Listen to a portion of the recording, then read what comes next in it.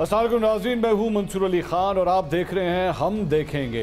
नाज़रीन, हम देख रहे हैं कि हुकूमत के आखिरी 24 घंटे अब शुरू हो चुके हैं। कल हुकूमत को तहलील कर दिया जाएगा, कौमी असम्बली को तहलील कर दिया जाएगा और इसके साथ ही इस कौमी असम्बली की मुद्दत जो है वो इख्तिताम पजीर हो जाएगी।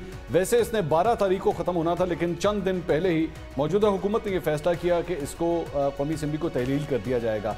हुकूमत के इस मौजूदा कौमी असम्बली के जो 5 साल थे ये कैसे रहे और इसके साथ साथ निगरां वज़ीर आज़म के हवाले से मामला कहाँ तक पहुँचे हैं, आज हमने दावत दी है। वफाकी वज़ीर दाखिला और मुस्लिम लीग नून के सीनियर रहनुमा राना सनाउल्लाह साहब हमारे साथ मौजूद है।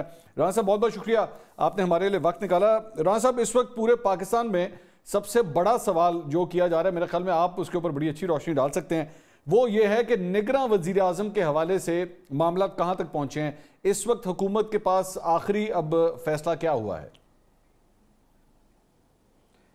देखिए, निगरान वज़ीर आज़म के हवाले से वज़ीर आज़म ने मशावरत का अमल जो है वो मुकम्मल कर लिया है। ठीक है।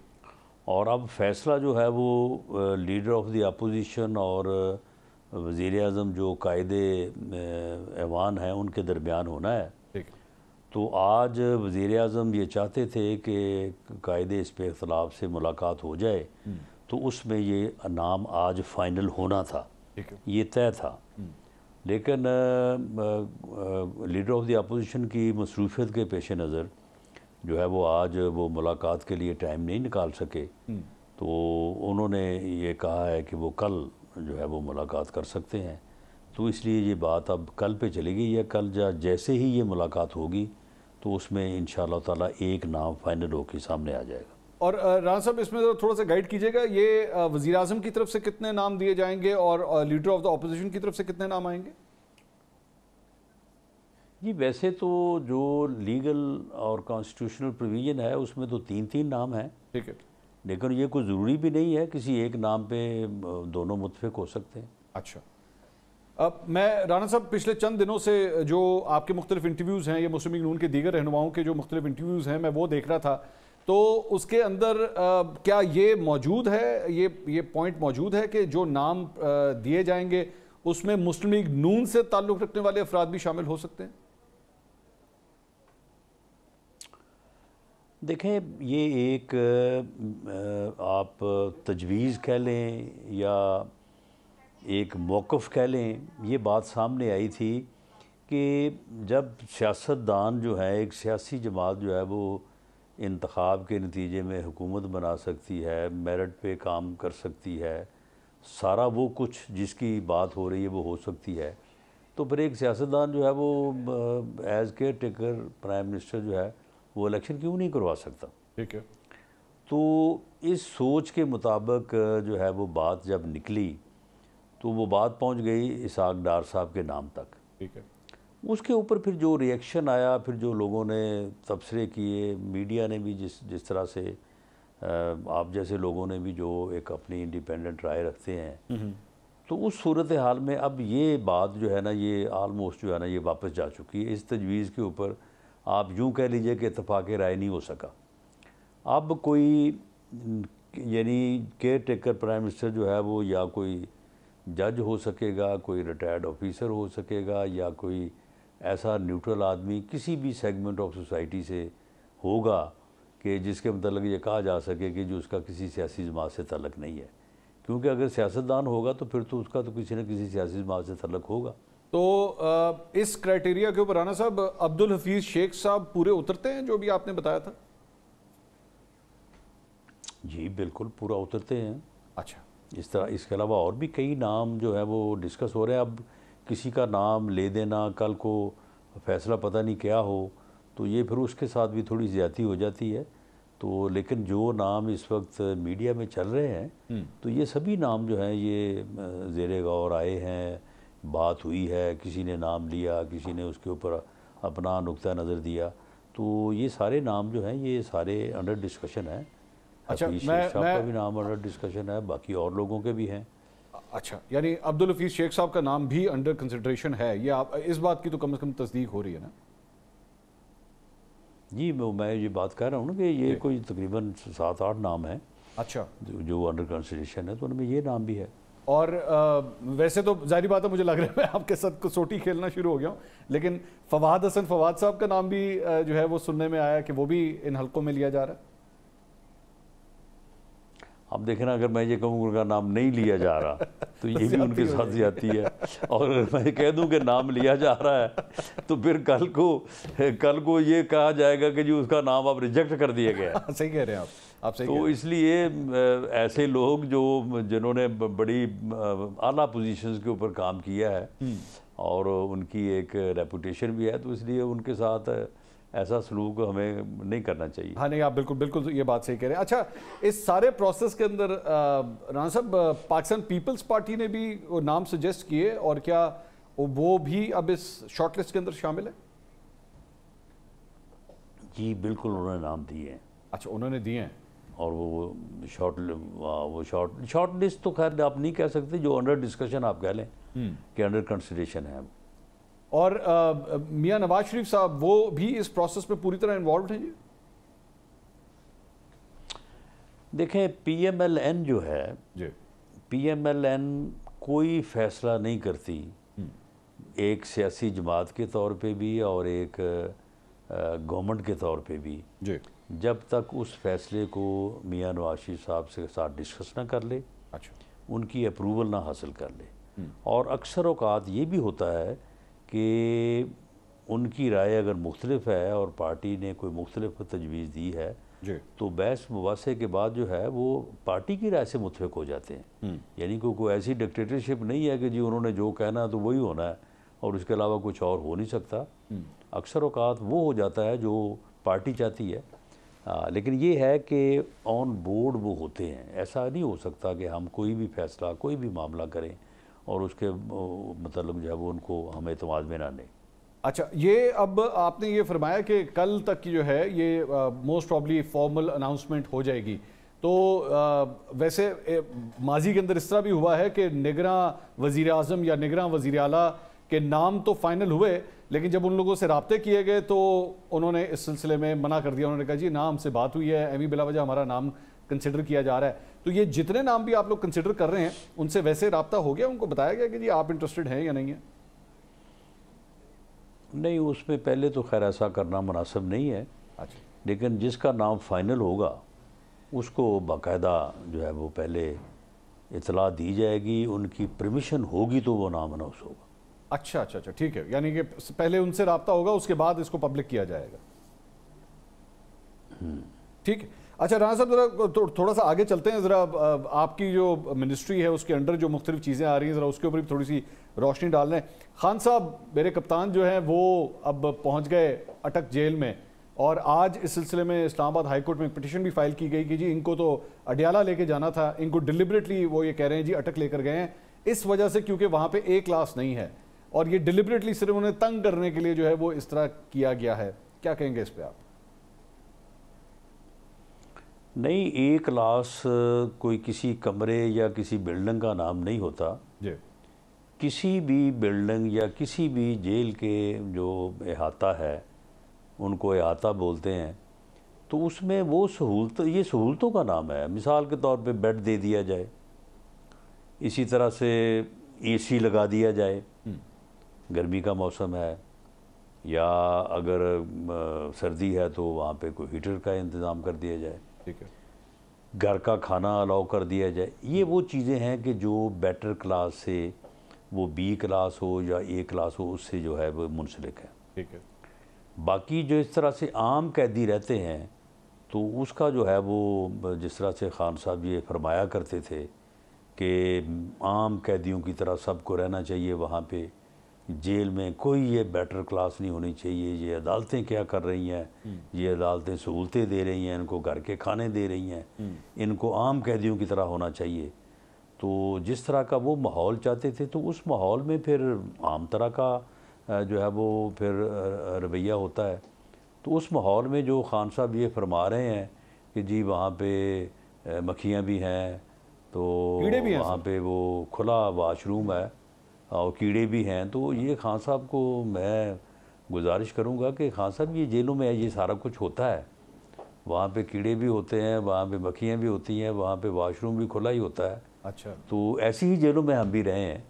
राणा साहब, वैसे वैसे आपकी फरमाया मौजूदगी करते का थे। फायदा उठाते हुए, वैसे आप जब गए थे जेल में, आपको किन कंडीशंस में रखा हुआ था? जी बिल्कुल, जिन कंडीशंस का खान साहब ने जिक्र किया है, हाँ। बिल्कुल सेम कंडीशंस थी, और इसलिए मैंने खान साहब की बात को रद्द नहीं किया। अच्छा, मैंने ये नहीं कहा कि जी वो गलत कह रहे हैं, मैं ये कहता हूँ कि खान साहब दुरुस्त फरमा रहे हैं। जेल में ऐसा ही होता है, एनजी होता है। तो हौसला करें। ये दो चार दिन के बाद तो बिल्कुल फर्श पे, मैं उनको तजर्बे की बात बताता हूँ कि बड़ी पुरसकून नींद आना शुरू हो जाती है। अच्छा, कोई बेड शेड की कोई कमी बंदे को महसूस नहीं होती। तो अगर वो वहाँ पे कोई कीड़े कूड़े फिर रहे हों वहाँ पे फर्श पे, तो उसमें जो है वो कानों में कॉटन ले लिया करें, अच्छा। क्योंकि ये अगर कान में घुस जाए ना तो ये फिर बड़ा परेशान करते हैं। ये कान में तो ये मैं कॉटन, उनको मतलब वो कॉटन डालने से कान में नहीं घुसेंगे सिर्फ आप, ये तो वो तो नाक में भी डालने पड़ेंगे सर? हाँ जी, नाक में भी जो है वो डाल लें अगर वो मुनासिब समझें। लेकिन मेरा तो कानों में जो है वो कॉटन रखने से गुजारा हो जाता था। अच्छा, तो वो कह रहे हैं सर मेरा शावर भी काम नहीं कर रहा सही तरह। बाकी शावर वहाँ पे वो टप भी होता है, वो टप के साथ नहा लें। वो अगर शावर वहाँ पे जो होता है वो वैसे ही दिखावे का ही होता है। अच्छा, सिर्फ लगाया होता है कि जी ये शावर लगा हुआ है, बाकी उस शावर से जो है वो नहाने वाला मामला नहीं होता। तो खान साहब जो हैं ये वो शावर को छोड़ें, वहाँ पे जो टप है उसके साथ नहाया करें। और गर्मी के मौसम में मैं उनको एक और एक्सपीरियंस की बात बताता हूँ कि वो रात को उठ के कम से कम 2-3 दफ़ा नहाया करें। अच्छा, इससे क्या होता है तो उससे जो है वो बिल्कुल उन्हें गर्मी का एहसास नहीं होगा। अच्छा, गर्मी का एहसास, इस वजह से आप गर्मी का एहसास नहीं होगा, और नींद भी जो है वो ठीक आएगी। राणा साहब, ये इस सारी सूरत हाल में इनकी जो गिरफ्तारी हुई है उसके ऊपर भी बहुत से एतराज़ात किए जा रहे हैं पीटीआई की तरफ से। वो ये है कि जनाब इधर 12:30 बजे फैसला आया, 20 मिनट के बाद जो है वो इस्लामाबाद की पुलिस पंजाब पुलिस के साथ जो है ज़मान पार्क में उनके घर के बाहर पहुंच गई। तो ये सब कुछ फिक्स्ड मैच था, ये सब कुछ पता था, पुलिस को पता था कि लो जी इस किस्म का फैसला आ रहा है, और 20 मिनट के अंदर जो है वो कार्रवाई कर दी गई। नहीं, आप देखें कि जब किसी जगह पे कोई एहतजाज होता है तो पुलिस ने पहले से जिन चीज़ों की पेशबंदी की होती है, तो कोई ज़रूरी तो नहीं होता कि वो चीज़ें हों। यानी पेशबंदी जो है वो हो सकता है, ये बरी भी हो सकते थे, लेकिन हमारा इसमें क्या जाता अगर हमने इस्लामाबाद पुलिस के जो है वो ऑफिसर वहाँ पे भेज दिए कि वो पंजाब पुलिस के साथ मिलके जो है अगर खान साहब को सज़ा हुई तो वो गिरफ़्तारी जो है उसको इंश्योर कर लेंगे। क्योंकि हमें ये मालूम था कि अगर इनको सज़ा हुई और अगर हमने वहाँ पे कोई 2-4 घंटे बाद जो है उनको अरेस्ट करने की कोशिश की तो वहाँ पे हंगामाराई हो सकती है। अच्छा। वहाँ पे कोई लॉ एंड ऑर्डर की सूरत हो सकती है। इसलिए अगर ये गिरफ़्तार होंगे तो वहाँ पे गिरफ़्तार करने, अगर ये सज़ा होंगे तो वहाँ पे गिरफ़्तार होने का पूरा बंदोबस्त होना चाहिए, वो हमने बंदोबस्त कर दिया। अगर ये नहीं गिरफ़्तार होते तो वो बंदे वापस आ जाते। अच्छा। तो ये एक पेशबंदी के तौर पे किया हुआ था, ना कि को हमें को पहले से को अल्हाम हुआ था कि वो सज़ा होगी। सर ये उन्होंने ये भी कहा है कि आके जो है वो खान साहब के कमरे का दरवाज़ा तोड़ दिया गया, उनका लॉक जो है वो दरवाज़ा जो कमरे का लॉक था वो तक तोड़ दिया गया। खान साहब को जो है उसके बाद मुंह पे कपड़ा डाल के जो है वो कमरे से बाहर निकाल के गाड़ी तक लेकर गए। ऐसा हुआ है सर ये सब कुछ? नहीं, कपड़ा जो है वो जब उनको गाड़ी में बिठाया गया तो उस वक्त उनकी इजाज़त से उनको ये बताया गया कि आप ये चादर जो है या कपड़ा जो है ये ले लें, क्योंकि हम ये नहीं चाहते थे कि उनकी शनाख्त हो या वो गाड़ी जो है वो आइडेंटिफाई हो कि जी फ़लाँ गाड़ी में वो जा रहे हैं।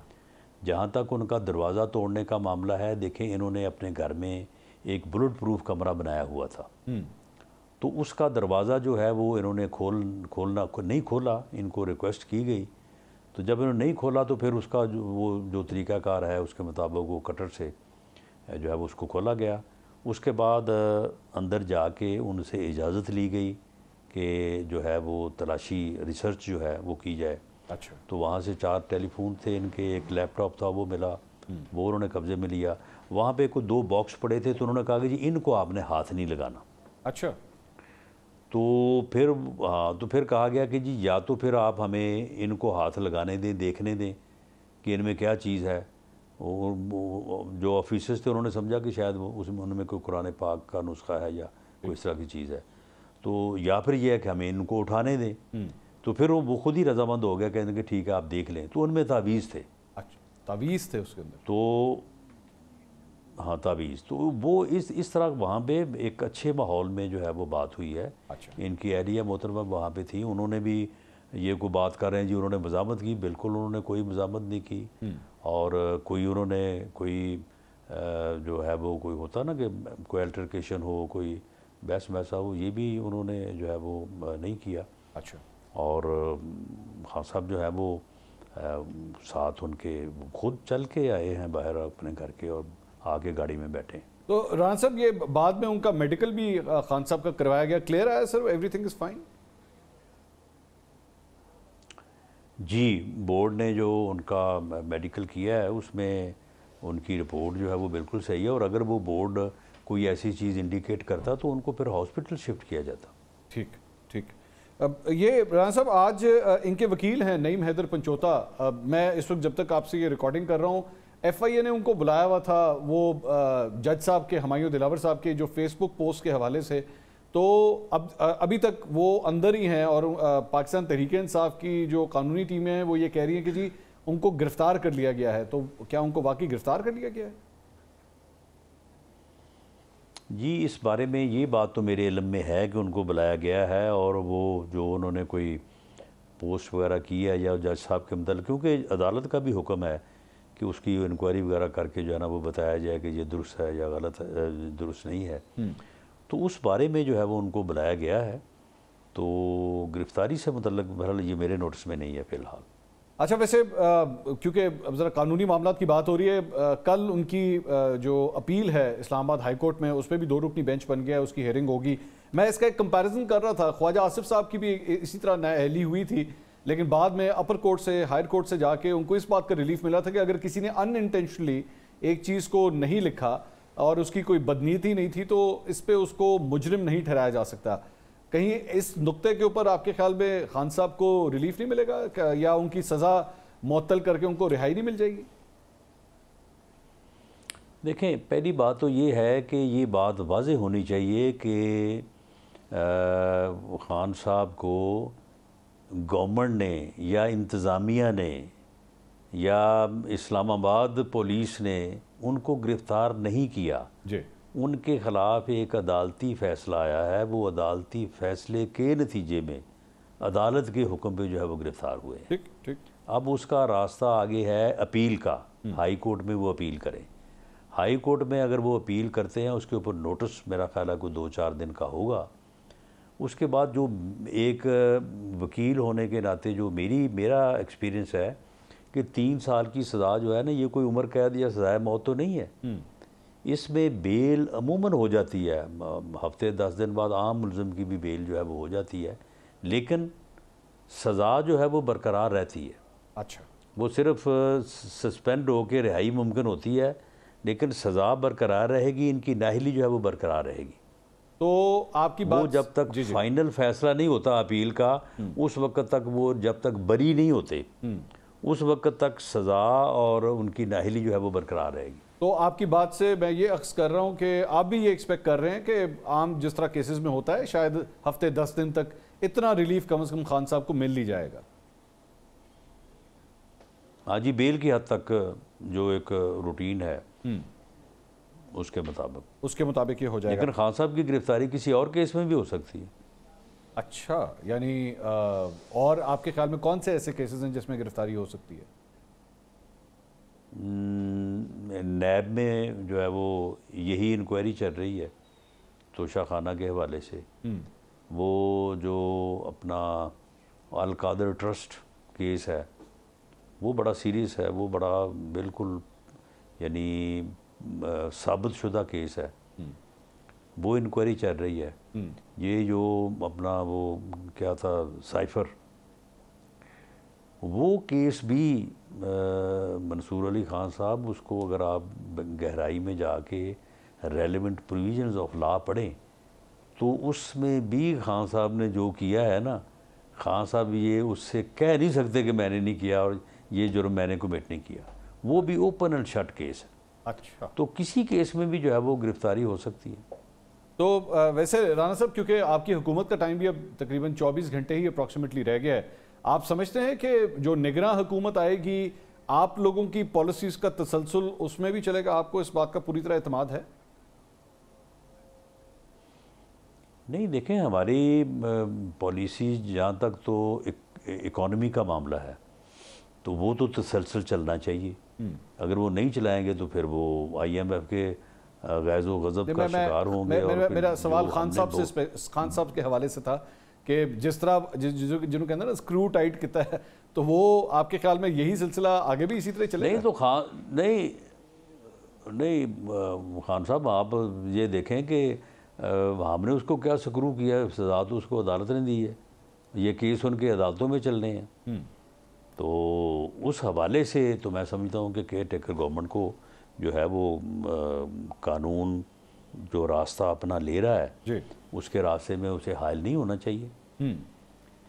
वैसे एक एतराज़ ये भी किया जा रहा है PTI की जानिब से ख़ास तौर पे, वो ये है कि जी खान साहब को तो इस किस्म की मिस डिक्लेरेशन के ऊपर जो है नाअहल कर दिया, कैद कर दिया, सब कुछ हो गया।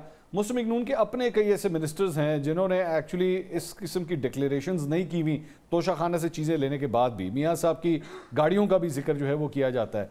ये आप लोगों के लिए ख़तरे की घंटी नहीं है? जी बिल्कुल, अगर किसी को इस किस्म की कोई किसी के पास सबूत है तो उसे अदालत में जाना चाहिए। अच्छा, और जिसके ऊपर भी इल्ज़ाम है वो अपनी सफाई देंगे। अच्छा, तो मतलब उसके बाद आप लोग फेस करने मैंने तो इसीलिए इराक से वापस आके सबसे पहला काम मैंने यही किया है। नहीं, वो तो अब तो आप लोगों ने खुद कानून पास कर दिया, अब तो तोशाखाना की चीज़ें जानी हर नहीं, वो मैंने इराक के इंटीरियर मिनिस्टर ने बड़ी मोहब्बत से मुझे एक पिस्टल और एक मोबाइल फ़ोन दिया था, तो मैंने सबसे पहले ये काम किया कि मैंने कहा इसे जमा कराओ और रसीद लेके अपने पास रखो। अच्छा, क्या एक और जो मेरा एक सवाल एक ज़हन में आया अभी वो ये है कि कौमी असम्बली जब कल तहलील होगी तो सिंध असम्बली भी इसी के साथ और बलूचिस्तान असम्बली भी साथ ही जाएंगी? बिल्कुल। अच्छा, ये तय हो गया पीपल्स पार्टी के साथ? और इसी के साथ वो ना भी जाएं तब भी 90 दिन जो है वो नाफिज हो जाएंगे।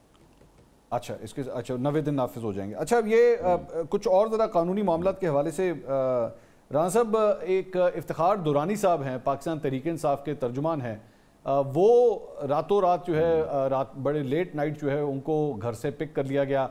इस्लामाबाद पुलिस ये कहती है कि जी हमारे पास नहीं है, लेकिन वो गायब हो गए हैं। इसी तरह और भी कई ऐसे केसेस हैं कि रातों रात जो है वो लोग गायब हो जाते हैं। इमरान रियाज खान है, कई महीने से उनका कुछ पता ही नहीं है कि वो किधर हैं। ये इसके ऊपर भी आपके ऊपर क्रिटिसिज्म किया जा रहा है कि होम मिनिस्टर आप हैं, आपके दौर के अंदर ये सारी चीज़ें हुई हैं। नहीं, ये जो लोग गायब होते हैं तो ये कम से कम इनके जो लवाहकीन हैं या इनके जो फैमिलीज़ हैं तो वो कम से कम वो आगे हमें दरख्वास्त तो दें कि जी हमारा बंदा गायब हो गया, हमें फ़लाँ के ऊपर शक है। अच्छा, तो हम उनका मुकदमा भी दर्ज करेंगे, उनकी इन्वेस्टिगेशन भी करेंगे। ये लोग जो खामोशी से गायब होते हैं, खामोशी से फिर वापस आ जाते हैं और फिर बताते भी नहीं हैं। आज़म खान साहब फिर इनसे पूछो तो आगे से जो है वो, हाँ बिल्कुल, आज़म खान साहब ने जो है वो दोबारा उन्होंने यानी आके थाने में जो पर्चा दर्ज कराया था उसको भी उन्होंने ओन नहीं किया। इसी तरह से समी इब्राहिम साहब वाला मामला भी इसी तरह से है। अच्छा, तो मामला ये है कि अगर वो ना जाते वक्त ना आते वक्त वो बताएं ही ना कोई चीज़, तो फिर हम क्या कोई यानी हम किस तरह से जो है वो इस मामले में जो है वो अपना कोई रास्ता बना सकते हैं। लेकिन वो राना साहब और भी दीगर ऐसे रहनुमा है, फैमिली अगर आए, मैं उन्हें यकीन दिलाता हूं कि हम कानून के मुताबिक कार्रवाई करेंगे। और भी ऐसे पाकिस्तान तहरीक इंसाफ के रहनुमा है जिनके हवाले से, जिस तरह शेर आफरीदी हैं, उनके बारे में कहा जा रहा है कि 8 दफ़ा उनको गिरफ्तार किया गया और जाहिर बात है PTI डायरेक्टली आपको ब्लेम करती है कि जी राना सनाउल्लाह साहब एक्चुअली उनसे बदला ले रहे हैं, क्योंकि राना साहब की गिरफ्तारी उनके दौर में हुई थी तो वो उनसे उनका बदला लिया जा रहा है।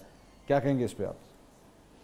नहीं, तो फिर मैं ऐसे केसों में उनको पकड़ूंगा कि जिसके हर केस में जो है वो चौथे दिन ज़मानत हो जाती है। अच्छा, इसके ऊपर जो है वो 20 किलो हेरोइन नहीं पड़ती इसके ऊपर। एमपीओ के तहत गिरफ्तार किया है उनको। हाँ, तो एमपीओ के तहत गिरफ्तारी क्या है, हाई कोर्ट में रिट करें तो चौथे दिन जो है वो उससे आदमी जो है वो बरी अपना रिहा हो जाता है। वो जो भी है वो उनके ख़िलाफ़ जो भी कार्रवाई हो रही है उसमें कोई ये कहना कि मैं कोई ज़ाती तौर पे कोई अपना इंतकाम ले रहा हूँ, इंतकाम तो फिर जिस तरह का जो उन्होंने किया था उस तरह का इंतकाम लेना चाहिए ना। ये तो इंतकाम नहीं बनता कि उन्होंने हमारे ख़िलाफ़ वो केस बनाया जिसकी सज़ा मौत थी और हम ये छोटे छोटे केस उनके खिलाफ बना के तो इंतकाम ले लें, ऐसा नहीं है। अब मैं आखिर में राना साहब ज़रा इलेक्शंस की तरफ आना चाहूँगा। मैं आज आपका एक इंटरव्यू देख रहा था, उसमें आपने ये बड़ा क्लियर कैटेगोरिकली कहा कि 2023 में इलेक्शंस नहीं होंगे, अब ये इलेक्शंस जो हैं वो अगले साल ही होंगे। ज़रा थोड़ा सा इसको ज़रा क्लियर कीजिएगा प्लीज़।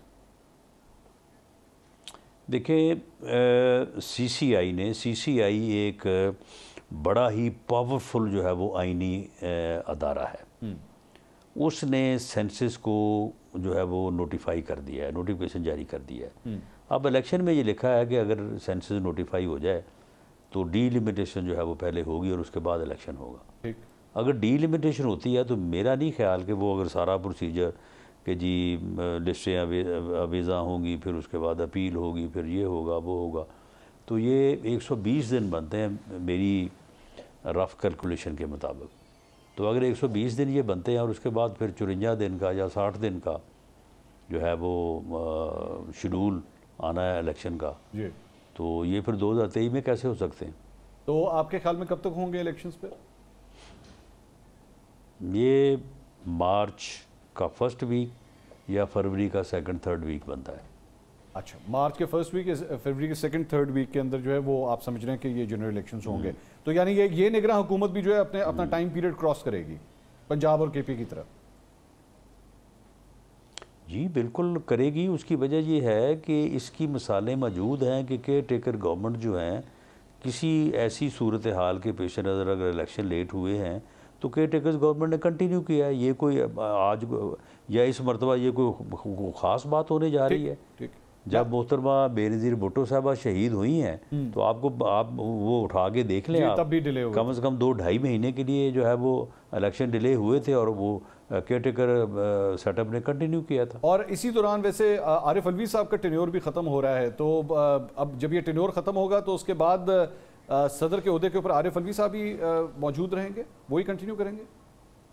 जी वो जी आइन का तकाजा यही, वो कंटिन्यू करेंगे। राना सनाउल्लाह साहब बहुत बहुत शुक्रिया आपके वक्त के लिए, thank you so much. Rana Sanaullah साहब वफाकी वज़ीर दाखिला हमारे साथ मौजूद थे, गालबन बतौर वफाकी वज़ीर दाखिला इस टेन्योर में उनका हमारे साथ ये आखिरी इंटरव्यू था। कल असम्बलियाँ तहलील हो जाएंगी। एक ब्रेक लेंगे, ब्रेक के बाद मौजूदा सियासी सूरत हाल के ऊपर मज़ीद गुफ्तगू होगी, हमारे साथ रहिएगा।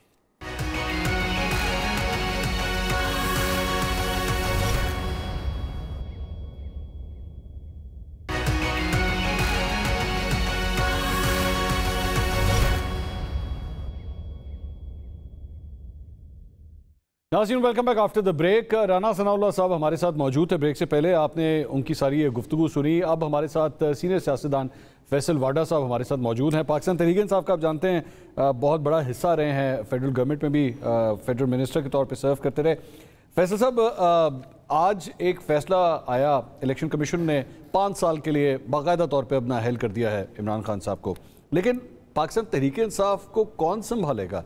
हम तो यही एक्सपेक्ट कर रहे थे कि खान साहब की गिरफ्तारी के बाद जो वाइस चेयरमैन हैं शाह महमूद कुरैशी साहब, वो अब पीटीआई को संभालेंगे, लेकिन ये ट्रांसफ़र नहीं हुआ वहाँ पे, शाह महमूद साहब के पास नहीं गया ये। बहुत शुक्रिया मंसूर साहब, आपकी मेरे ख्याल से शो पे मैंने ये बात कही थी कि खान साहब अपना ड्राइविंग स्टीयरिंग किसी को नहीं देंगे। ठीक है, वो पहाड़ से गिरा चुके हैं, गाड़ी को स्मैश कर देंगे, लेकिन स्टीयरिंग व्हील वो किसी को नहीं देंगे।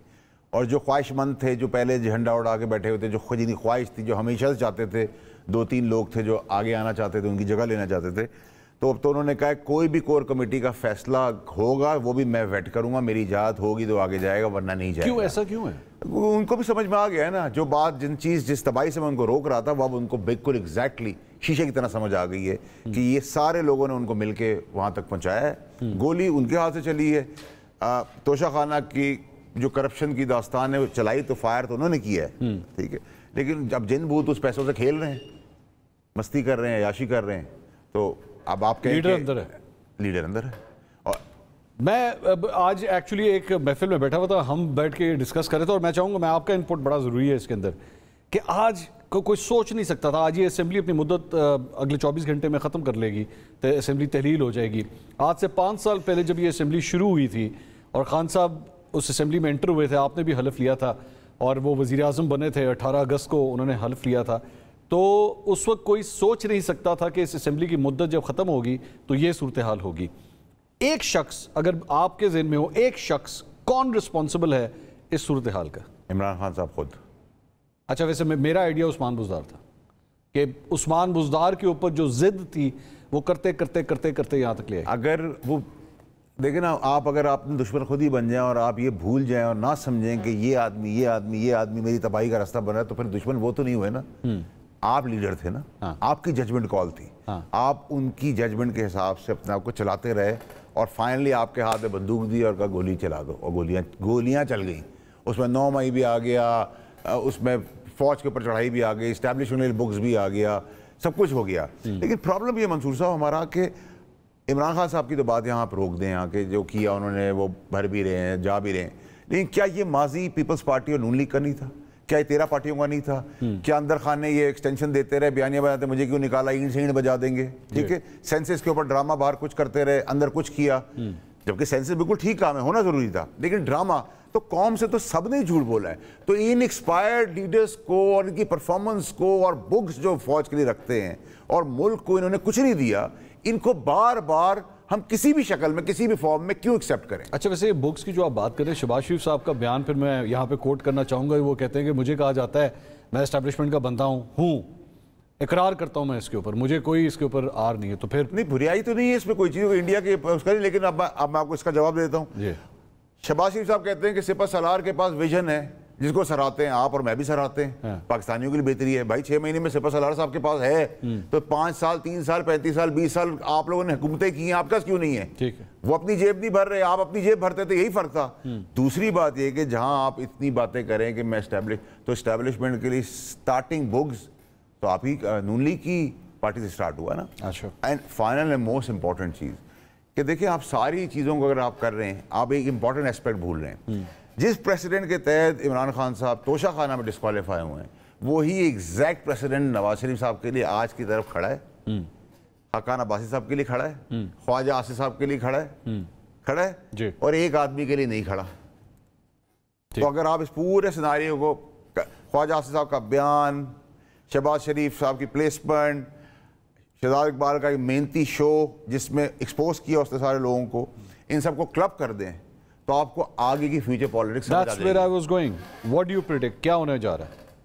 वो जो मुझे सायरा बानो साहब का ट्वीट बड़ा पसंद आया, मैं अब पहले ही बोल चुका हूँ कि वो बड़ी बहन का रिश्ता लेने आया तो छोटी पसंद आ गई है। तो अब मैं, अच्छा बड़े भाई, चले मैं बड़े भाई कह रहा हूँ, मैं तो मिसाल आई अंडरस्टैंड, लेकिन तो बड़े भाई की एंट्री नहीं है क्या? नहीं, देखिए, एंट्री नो एंट्री तो इस मुल्क के अंदर कभी कहा है, हफ्ते ज़रूरत गाली भी दे देते हैं, हफ्ते भाग भी जाते हैं, हफ्ते आप आ भी जाते हैं, ठीक है, वो तो छोड़ दें। हमारे मुल्क के अंदर की हमारी हिस्ट्री, एक्सपेरिमेंट्स, उनको छोड़ दें। मेरा सवाल सर सारा ये कि आप मियाँ साहब को ले आए, पीपल्स पार्टी को ले आए, तहरीक इंसाफ को वापस ले आए, 15 जमातें साथ ला दें, इनमें से किसी ने पाकिस्तान को दिया क्या है? जो इदारा आपको दे रहा है, फौज कुर्बानी भी दे रही है, डेमोक्रेटिक सिस्टम भी चला रही है, बाहर से पैसे लाके भी दे रही है, माइन एंड मिनरल्स भी लाके दे रही है, अरबों रुपए डॉलर्स की इन्वेस्टमेंट भी लाके दे रही है, आप गाली भी उसको देते हैं, तबसर भी उसको उड़ाते हैं, मजाक भी करते हैं। आपकी ये गुफ्तगू कोई भी सुन रहा होगा ना, ये इंटरव्यू जो भी देख रहा होगा, वो ये कहेगा फैसल वाडा साहब ना मुल्क में मार्शल लॉ लगवाना चाहते हैं। नहीं, मैं मंसूर साहब को उसको क्लियर कर दूं। बहुत अच्छा सवाल होगा। मैं ये चाहता हूं, गिव अदर्स अ चांस। अगर हम, डेमोक्रेसी बहुत सी चीज है, लेकिन ये डेमोक्रेटिक सियासी पुरानी लाशों का जनाजा लेके आप नहीं कर सकते। अदर्स कौन? इन्हीं पॉलिटिकल पार्टी में यंगस्टर्स नहीं है, अच्छा, काबिल लोग नहीं है। मतलब ये लीडरशिप रिप्लेसमेंट होनी चाहिए भाई। पहले तो हम इनको बर्दाश्त करते हैं जो खुद एक्सपायर्ड माल है, फिर ये कहते हैं लाइक ना लाइक, औलाद के नीचे भी हम काम करना शुरू कर दें। की तकरीर आपने सुनी जो उन्होंने फ्लोर ऑफ द हाउस में, उन्होंने कहा मैं अपने बड़ों को कहूंगा कि मेरे और मरियम के लिए, तो फिर हम तो फिर ब्रिटिश राज के कैदी हुए ना, तो अगले, ठीक है, तो मतलब ये मजाक ही है ना। 25 साल का रोड मैप है। देखिए ये तो देखिए सर, हम भी 10-10 साल का नाप दापते थे, एक पेज की बातें करते थे तरीके इंसाफ के अंदर। मैन प्रपोजेस गॉड डिस्पोजेस, इंसान कुछ सोचता है, अल्लाह मियां करता कुछ और है। तो ये बातें जरूर आती है, लेकिन मैं इस चीज़ के खिलाफ हूँ कि आप यंगस्टर को चांस नहीं दे रहे। देखिए 2-4 लोग खड़े हुए अपनी पार्टी के अंदर, उनको लीडर्स ने डिक्टेटर्स की उड़ा दिया, लेकिन जिस वक्त हर पार्टी के अंदर 50 और 500 खड़ा हो जाएगा कि हमने कुर्बानियां दी, हम 20-20 साल से लगे हुए, नहीं मानते, ना तुम्हें मानते हैं, ना तुम्हारे औलाद नालायक लायक को मानते हैं, हम डेमोक्रेटिक सिस्टम को चलाएंगे, तब ये मुल्क खड़ा होगा। फैसल भाई कौन आता है? आप इतने बुजुर्ग देख लें, परवेज रशीद नून लीग, शाहिद खाकान अब्बासी नून लीग, रजा रबानी साहब, एतजाज एहसन साहब, मैं आपको बहुत सिंपल सी मिसाल दूं। आप जब पैदा हुए थे तो आप एंकर नहीं थे ना, ऐसे ही मेहनत करके आप इस पोजीशन तक अल्लाह ताला ने आपको पहुंचाया, ठीक है।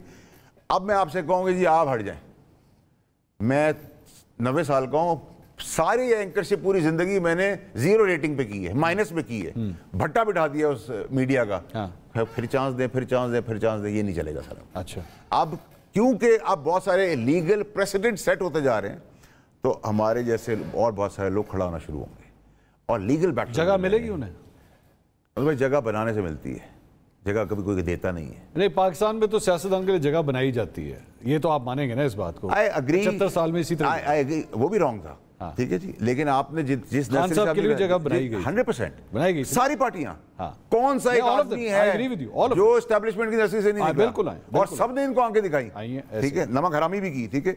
मेरा सवाल से मंसूर साहब ये कि हम कब तक इस एक्सपायर्ड माल के पीछे चलते रहेंगे? हमने सबको आजमा लिया, एक ही बार नहीं, 2-2 बार, 3-3 बार, 4-4 बार, 5-5 बार। सॉरी, ये आपके जो ख्यालात हैं ना, मैं इस वजह से मेरे लिए लाल बत्ती जलती है, क्योंकि आप जिस किस्म के ख्यालात का इजहार करते हैं ना, अगले चंद महीनों में वो ख्यालात हकीकत का रूप धारना शुरू कर देते हैं। ये मैं पिछले 1 साल से आपको ऑब्जर्व कर रहा हूँ, दैट इज द रीजन। और ये अब जो आप ख्यालात का इजहार कर रहे हैं ना, ये मुझे लग रहा है कि कहीं ऐसा ना हो अगले 6 महीने साल के अंदर यही सब कुछ वाकई होना शुरू हो जाए। मंसूर साहब, अगर आपको इंकरेज करना है सर, नहीं, मैं इंकरेज या डिस्करेजमेंट की बात नहीं कर रहा, को आपको इंकरेज करना, खड़े हो आगे हैं। Absolutely, absolutely. क्या अगर एक मुल्क में चाय पिलाने वाला वजीर आजम बन सकता है? चाय पिलाने वाला बुरी बात नहीं है, मेहनत कश था, प्राइम मिनिस्टर कुर्सी से बैठ सकता, मोटरसाइकिल वाला, कैमरा मैन, आप कोई और क्यों नहीं आ सकते इस मुल्क के अंदर? ठीक, आई एग्री विद यू। बहुत बहुत शुक्रिया फैसल वाडा साहब आपका, थैंक यू सो मच। नाज़रीन, फैसल वाडा साहब के आपने सारी ये गुफ्तगू सुनी, और मैं I am saying this again कि मैं पिछले 1 साल से इनको ऑब्जर्व कर रहा हूँ, ये जो बातें करते हैं ये अगले 4-5 महीने में वाकई हकीकत का रूप धारना शुरू कर दिया। और आज ये जो गुफ्तगू कर रहे हैं कि यंगस्टर्स को अब इट्स हाई टाइम के मौका मिलना चाहिए और लीडरशिप रिप्लेसमेंट होनी चाहिए, कि इनका कहावा वाकई अगले 6 महीने के अंदर वाकई कहीं सच ना होना शुरू हो जाए। लेट्स सी, अगर हो जाए तो बहुत अच्छी बात है। इंशाल्लाह कल आपसे दोबारा मुलाकात होगी। अल्लाह हाफ़िज़।